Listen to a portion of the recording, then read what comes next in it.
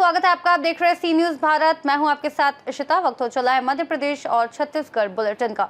इस बुलेटिन में बात होगी बालावद की, जहां शासकीय महाविद्यालय एवं शासकीय उच्चतर माध्यमिक विद्यालय की जर्जर बाउंड्री वॉल बड़ी दुर्घटना का कारण बन सकती है। साथ ही बात होगी ग्वालियर की, जहां रक्षाबंधन सहित अन्य त्योहार के नजदीक होने के साथ ही शहर में मिलावटी मावे की आवक बढ़ गई। ऐसी तमाम खबरों पर करेंगे विस्तार से चर्चा। मौरा जिले के गुरूर विकासखंड अंतर्गत ग्राम पंचायत बासीन में स्थित नवीन शासकीय महाविद्यालय और शासकीय उच्चतर माध्यमिक विद्यालय की बाउंड्री वॉल वर्तमान में बेहद जर्जर अवस्था में पहुंच चुकी है। स्थानीय लोगों के अनुसार ये बाउंड्री वॉल किसी भी समय गिर सकती है, जिससे एक बड़ी दुर्घटना की संभावना बनी हुई है।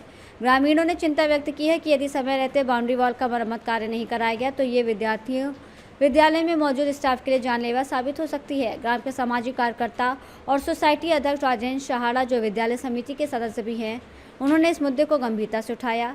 उन्होंने प्रशासन से निवेदन किया है कि बच्चों की सुरक्षा को ध्यान में रखते हुए बाउंड्री वॉल को तत्काल तोड़कर फिर से निर्माण कार्य प्रारंभ किया जाए।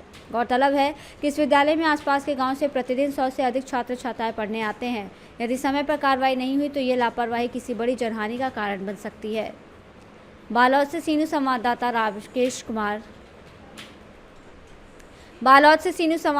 रमेश कुमार चेलक।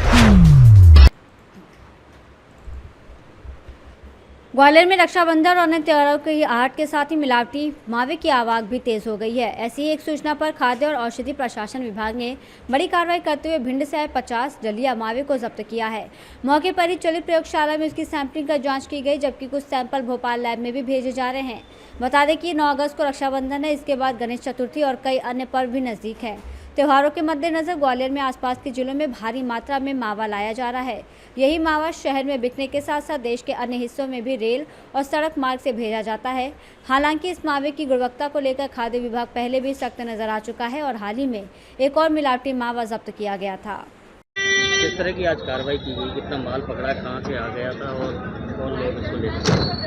अभी क्या है, त्योहारों पे लगातार शहर में मावा की आवक बढ़ जाती है, तो सूचना के आधार पे हम लोगों ने एक जो आइसर गाड़ी आई हुई है भिंड से, जिसमें लगभग 50 डलिया मावा के करीब लगाए हुए थे, उसको पकड़ा गया है और यहाँ प्राइमरी तौर पे भी लैब से जांच की गई है और नमूने से हम भोपाल लेके भी भेजे जाएंगे। इसमें 4 लोगों का मावा बताया गया है। एक अपने क्या नाम है, सुनील राठौर है, राकेश कन्नौजिया है और दिसंबर सिंह है और एक वो श्रीनाथ मावा हैं। वो उनका सभी का सैंपल लेके जाँच हेतु भेजे गए। माल बाहर भी सप्लाई करते थे या नहीं, यहाँ विक्रय के लिए माल आया हुआ है, यहाँ ग्वालियर में भिंड से आया हुआ है। तो त्योहारों को देखते हुए और किस तरह की कार्रवाई की जा रही है? क्योंकि नहीं, अभी त्यौहार पर देखिए क्या होता है कि स्वाभाविक सी बात है, अगर मावा अधिक आ रहा है यहाँ पर खपत के लिए तो हम लोगों को भी जांच की दायरा बढ़ाना चाहिए, बढ़ाते भी हैं। अभी विगत 2 बार हम लोगों ने बस स्टैंड पे और उधर बसंत विहार कॉलोनी में 2 बार गाड़ियाँ पकड़ी हैं जो टीकमगढ़ और छतरपुर के लिए मावा ले जा रहे थे। आगे भी यही कार्रवाई जारी रहेगी। ग्वालियर से सीनू संवाददाता शिवम सिंह चौहान की रिपोर्ट। मानसून की पहली फुहारों के साथ ही पन्ना की धरती ने एक बार फिर अपना खजाना उगलना शुरू कर दिया है। बारिश शुरू होते ही हीरा खदानों में हलचल तेज हो गई और सिर्फ पन्ना ही नहीं बल्कि आसपास के जिलों से भी लोग अपनी किस्मत आजमाने यहां पहुंच रहे हैं। हीरा पार्क के अनुपम सिंह ने बताया कि जुलाई महीने में हीरा कार्यालय में ताबड़तोड़ 14 बेशकीमती हीरे जमा किए गए।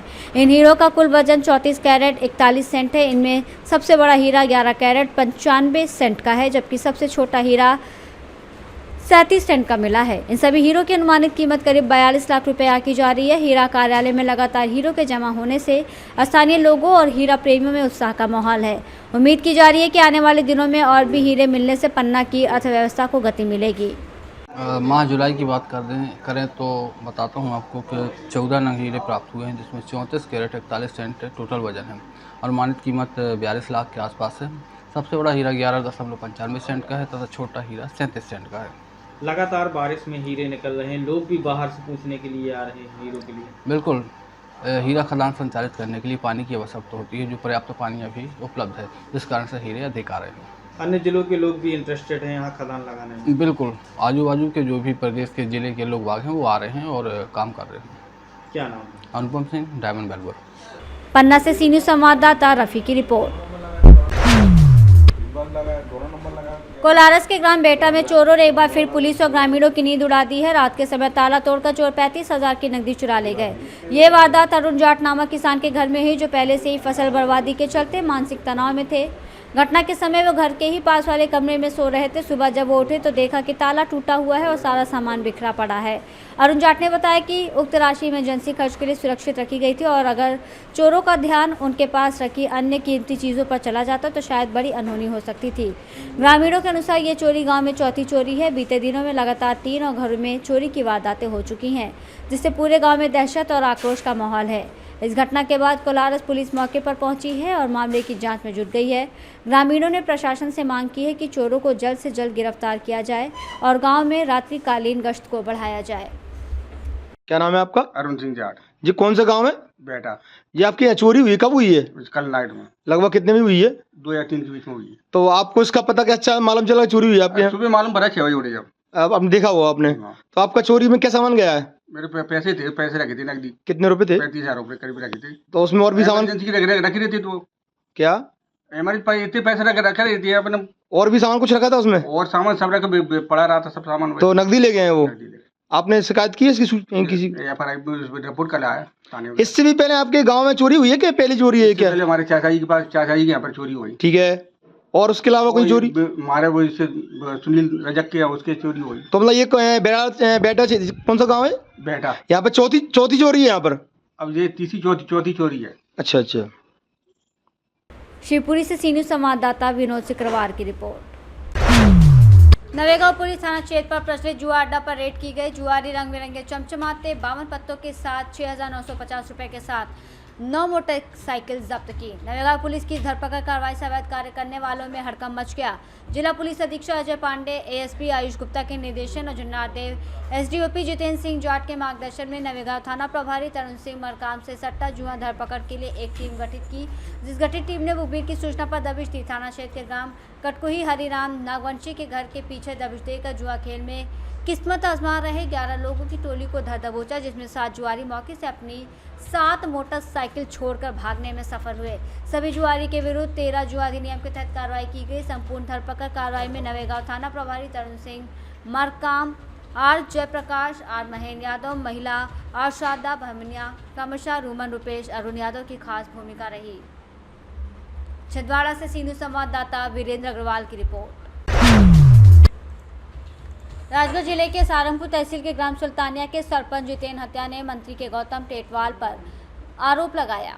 कहा कि मेरे खिलाफ साजिश की जा रही है और सरपंच ने सोशल मीडिया पर वीडियो अपलोड करते हुए उसमें पूरी आपबीती सुनाई है। कहा मुझे परेशान किया जा रहा है। साथियों नमस्ते, मैं जितेंद्र हतिया, मालवी ग्राम पंचायत सुल्तानिया सरपंच। साथियों, मैं सभी लोगों से एक निवेदन करना चाहता हूँ। मेरे खिलाफ जो है एक साजिश रची जा रही है, क्योंकि मैंने राज्य मंत्री गौतम टेटवाल के ऊपर जो है जाति वाला केस कर रखा है। इसलिए साथियों, मेरे पे दबाव बनाया जा रहा है और कुछ टेटवाल के चमचों के जरिए मेरी झूठी शिकायत की जा रही है। मैं शासन प्रशासन से दोनों हाथ जोड़ करके निवेदन करना चाहता हूँ कि अगर मेरा जो भी काम मैंने किया है, अगर मेरा काम में मुझे गलती पाई जाए या मेरा कोई काम अगर कोई भ्रष्टाचार अगर मैंने करा है तो बराबर मेरे पे कार्रवाई की जाए। और अगर मैंने गलत काम नहीं किया है तो जिस व्यक्ति ने मेरे खिलाफ शिकायत की है बराबर उस पर कार्रवाई की जाए। साथियों, गिरवर नागर जो है यह जनपद सदस्य प्रतिनिधि है, इसकी मम्मी जनपद सदस्य है, ये जनपद सदस्य नहीं है। ये व्यक्ति बार बार आकर के मुझे ग्राम पंचायत में डिस्टर्ब करता है। जो भी काम मैं करता हूँ उसमें हर काम में मेरे कमी निकालता है और मेरे से 3% से 5% राशि की मांग करता है। बोलता है कि गांव में जितने भी काम होंगे पंचायत में उस काम में मुझे 3% राशि चाहिए और जनपद निधि से जो राशि मिलेगी उसे में मुझे 5% राशि चाहिए। साथियों, ऐसे बहुत सारे मेरे पास में वीडियो भी है और रिकॉर्डिंग भी इस व्यक्ति की जिसमें मेरे से पैसे की मांग कर रहा है और बोलता है कि काम हम कर देंगे तो राशि निकाल के हमको देना। राजगढ़ से सी न्यूज़ संवाददाता नागेश्वर पाटीदार की रिपोर्ट। बुलेटिन में फिलहाल इतना ही। देश और दुनिया की तमाम बड़ी जानकारियों के लिए बने रहिए सी न्यूज़ भारत के साथ।